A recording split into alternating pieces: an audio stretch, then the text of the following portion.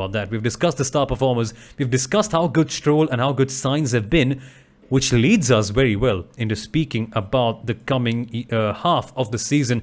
Second half, there's tons and tons and tons of things to expect all the way through to the season. But why don't we go with you first, Kunal? What do you want to see the most happening in this second half of the season? What do you think is going to happen here, logically? Yeah, so, it's the mid-season break. I am missing out on all the Formula One action. So instead of one, I'm going to say two things. Go for it. That I'm actually looking out for in the second half of the season. Firstly, I'm looking forward to the 12 races that we are going to have in the second half. To my mind, it's the longest season half after the summer break. It's more races for the first time ever after the summer break than before the summer break, right? So 12 races. Even more importantly, I'm eager to know where those races are going to happen. Of course, at the moment, there is a calendar that's set and there is a revision that's made, which has also been announced and so on and so forth. But the true point is that we don't know if all those races are going to happen, and if there are changes in venues, how, the whole talk of this is a Red Bull circuit and this is a Mercedes circuit and all those factors will come into play when it comes to the championship battles, right? So that's point number one. And point number two, I am waiting to see a Bottas versus a Perez versus a Norris battle. We've spoken about this earlier in the episode. We've spoken about it all season long.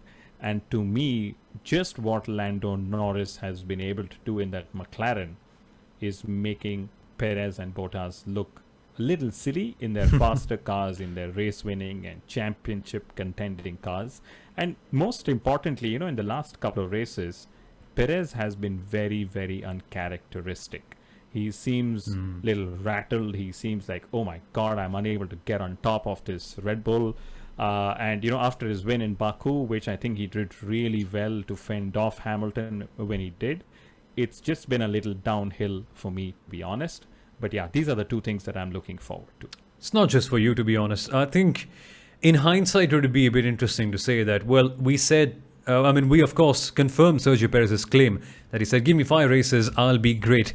And he won on the 5th one. But since then, you're right, there's just been no consistency. There's been self-errors, there's been incidents where he's been taken out, and there's been sometimes where there's been no pace at all.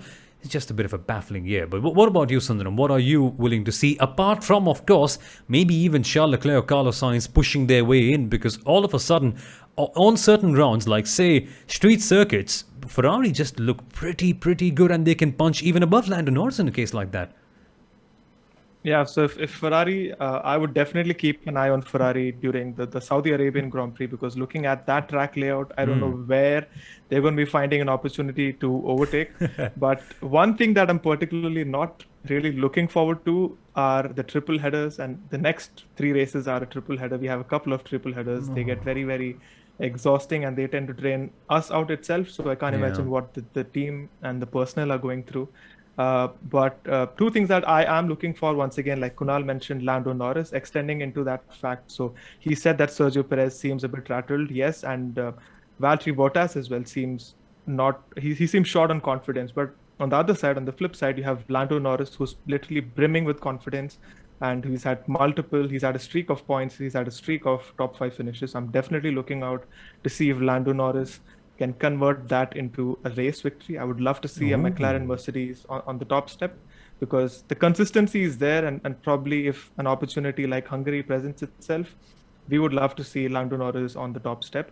But the other thing that I am going to look forward to, obviously, is the championship, who wins the title. It's the last 10, 12 races. So I definitely want to see how Red Bull adapt to this. They had a very good lead up until the last 2 races, but I really want to see how they go into the next set of venues where they have not won in a very long time, probably around the starting of the hybrid era, and sometimes and probably even before that. So I'm really looking forward to see how Red Bull perform in the next 5-6 races. Can they be completely dominant, and can they take the title without it going into the last few races of the season? So yeah, I'm going to be looking at Red Bull. And that's such a good point that you mentioned. Leads us straight into a graphic that you made, and this is a crazy one. Red Bull's last wins at the next venues. Belgium 2014 when Ricciardo won. Italy 2013. They've never won at Sochi ever, which is a bit, of course, understandable because Sochi came on. Track. It's a Mercedes Mercedes track, track. yeah. Or more specifically, a Valtteri Bottas track. It's only Austria or Sochi where Bottas looks so good. Everywhere else you wonder, well, why is he still there?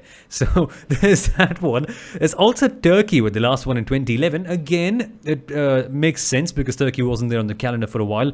But Suzuka, it astounds me that they've still not got a win at Suzuka since 2013.